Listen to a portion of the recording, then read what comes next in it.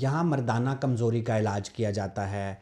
यूनानी तरीका इलाज से मर्दों को कोई रास्पुटीन बनाया जाता है। ये वो सारी चीज़ें हैं जो हमारी बहुत सारी दीवारों पे लिखी होती हैं, और जब मैं वाकई यूनान गया, ग्रीस गया, तो वहाँ किसी दीवार पे नहीं लिखा हुआ था। तो यहाँ हमारे लोगों की साइकी से खेला जाता है, चूँकि जो साइकोसेक्सुअल डिसऑर्डर्स हैं, जो जिनसी बीमारियाँ हैं, उनके बारे में लोग बहुत एप्रीहेंसिव होते हैं, बात करने से झिझकते हैं। और उधर से उन्होंने अपनी बहुत सारी सेल्फ इस्टीम लिंक की होती है कि अगर हम सेक्सुअली पोटेंट हैं और हम सेक्सुअली बहुत अच्छा परफॉर्म कर रहे हैं तो हम कोई बहुत बड़े इंसान हैं। तो इस चीज़ को मिसयूज़ करते हैं बहुत सारे हकीम, बहुत सारे पीर, इवन बहुत सारे डॉक्टर्स जो कंसर्न नहीं होते। अब मेरे पास बहुत सारे जो ईमानदार यूरोलॉजिस्ट हैं या मेडिकल स्पेशलिस्ट हैं, पेशेंट जब उनके पास जाता है तो वो मेरे पास रेफ़र कर देते हैं कि जी ये आपका नफ्सियाती मसला है, this is link to your anxiety, this is link to your psychology.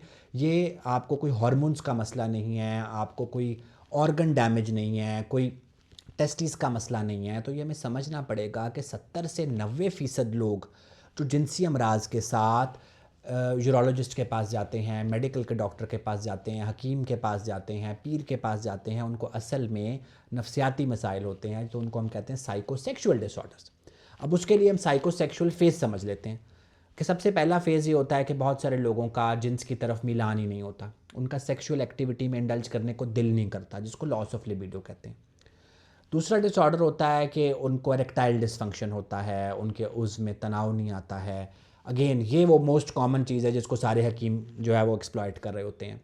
तीसरी चीज़ है प्रीमेच्योर इजैकुलेशन। अगेन इस पे भी पूरा जो है ना, एक पीरों का, हकीमों का, इवन यूरोलॉजिस्ट का पूरा एक जो इंडस्ट्री है जो लोगों की इस कंडीशन को कर रही है। और अक्सर लोगों को एजैकुलेशन का नॉर्मल टाइम पता ही नहीं होता, वो बहुत नॉर्मल टाइम को भी प्री मेच्योर एजैकुलेशन में डाल रहे होते हैं और रॉन्ग नंबर्स के हाथों एक्सप्लॉइट हो रहे होते हैं।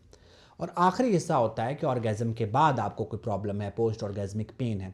तो ये 4 फेजेज़ हैं जिसमें आपको मुख्तलिफ तरह के साइकोसेक्सुअल डिसऑर्डर्स हो सकते हैं। अच्छा, मैं ये नहीं कहता कि कोई फिजिकल डिसऑर्डर नहीं होता, होते हैं। आपको डायबिटीज़ में प्रॉब्लम्स हो सकती हैं, हाइपरटेंशन में हो सकती हैं, थायराइड के मसले में हो सकती हैं, बहुत सारे और हार्मोन्स के इशू हो सकते हैं, टेस्टिकुलर खुदा न खास्ता कैंसर हो सकता है, वेन्स का वहाँ गुच्छा बन सकता है, वास डेफरेंस की, या आपको अपने प्राइवेट पार्ट्स की टीबी हो सकती है। बहुत सारे मसले हैं वो हो सकते हैं, लेकिन उसकी तादाद बहुत कम है। मैक्सिमम जो इन 4 फेजेस मैंने आपको समझाए इसमें पेशेंट्स आते हैं, उनको साइकोसेक्सुअल डिसऑर्डर्स होते हैं।